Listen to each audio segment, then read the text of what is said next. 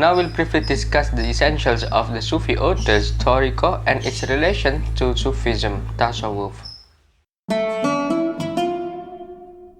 The Islamic teaching brought by the Prophet Muhammad was initially practiced purely.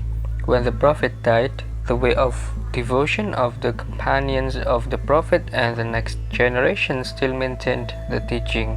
After the 2nd century Hijrah, the Sufi group emerged with the aim of sanctifying the soul for getting close to God.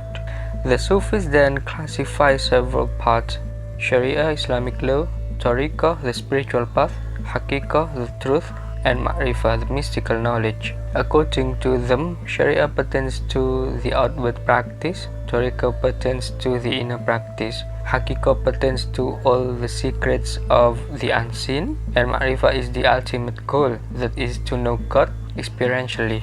Regarding the classification, Ma'rifah is sometimes replaced with Haqiqah. So there are 3: Sharia, Islamic law; Tariqa, the spiritual path; and Haqiqah, the truth. This classification, according to Schimmel, is like the Christian tripartite classification via purgativa, via contemplativa, and via illuminativa. The Prophet is said to have asserted this classification.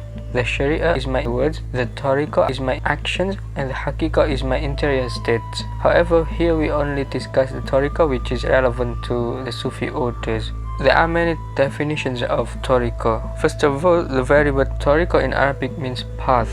Actually, there are 2 senses of Tariqa, general and specific. In a general sense, the deed of a pious person is Tariqa. Hence, it can be concluded that all Muslims practice Tariqa at a certain level, that is like the practice of any devotion, because it can make one get closer to God. While the specific Tariqa is some practice which is only obtained from a spiritual master or murshid, a spiritual guidance to climb the spiritual ladder to God with suluk, pathway, formulated by the spiritual master. The role of the spiritual master is important because he is the one who transmits knowledge from the Prophet.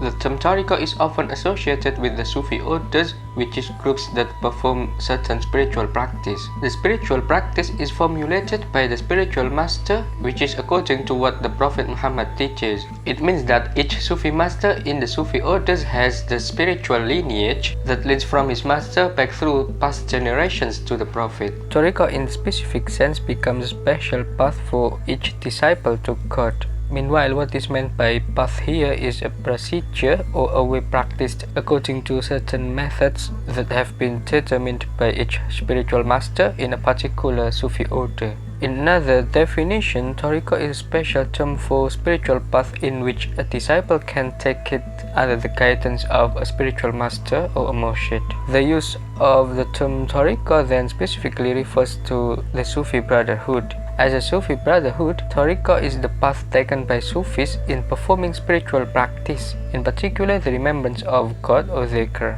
The way of dhikr is taught by a Sufi master to his disciple. It is from this relationship between Sufi master and his disciple the Sufi fraternity developed. This fraternity is usually in Zawiyah, a shrine, and Khonaqa or Taki, an inn, in which the Sufis spend their time performing ritual prayers, remembrance, and other spiritual activities. Tariqa, in the sense the Sufi orders began to emerge around the 12th century. It is well known that the first Sufi order was Qadiriyah, which was attributed to Abdul Qadir al-Jilani. It is important to note that Sufism in the 10th century had a kind of such fraternity, but it hadn't become institutional Tariqa like the Sufi orders in the 12th century. The striking characteristic of the Sufi orders was the fanatical act of the followers towards their master. At this time, it is said that the activities of intellectual Sufism were decreasing, but conversely, the practical Sufism was increasing. So this kind of Sufism is usually called Tasawwuf Amali, practical Sufism. Then how is the relationship between Sufism and Tariqa?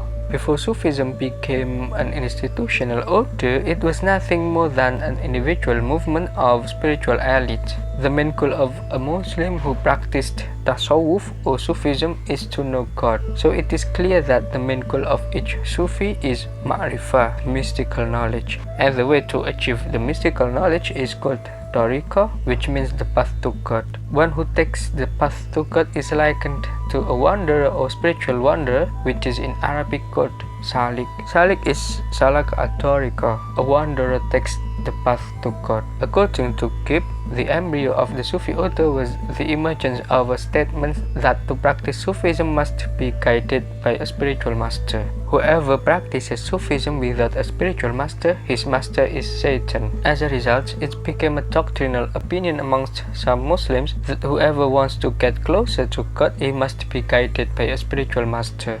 Sufism in general is spiritual effort to get closer to God by increasing devotion. The spiritual effort is usually carried out under the guidance of a spiritual master, and the doctrine of Sufism becomes the essence of the Tariqa. Thus, it can be said that Sufism is an effort to get closer to God, while Tariqa is the path taken to get closer to God. Tariqa in the Sufi orders has a substantial relationship with Sufism besides its functional relationship. At first, Tariqa referred to methods to get closer to God, which were then used in groups under the guidance of Sufi masters. These groups were gradually institutionalized or turned into a formal institution in which the followers were bound by rules.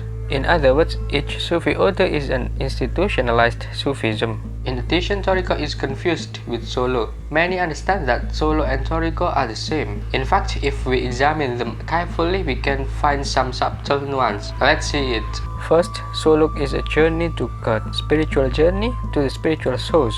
The literal meaning of suluk is to take a path, which is a physical act. Second, suluk is spiritual exercise, riyadhah, and spiritual endeavour, mujahadah, to subjugate the lower soul. Third, suluk is a method of wandering through some stations and states under the guidance of a spiritual master. A spiritual disciple or murid is sometimes called salik when he is performing suluk, which is an endeavour to take a certain path or way to achieve the goal of Tariqa. There are two conclusions of the meaning of the word suluk. The first is as a way or method, that is a way to get closer to God, and the second is spiritual exercise that is carried out for a certain period of time to experience some spiritual stations and mystical states. The similarity of Tariqa and suluk is a practice as the path to God, which means that in the Sufi orders there is a spiritual exercise or riyadhah that is suluk. The difference is that the Tariqa is a Sufi fraternity or order under the guidance of a spiritual master or murshid, and suluk is a certain method that is performed by an individual salik,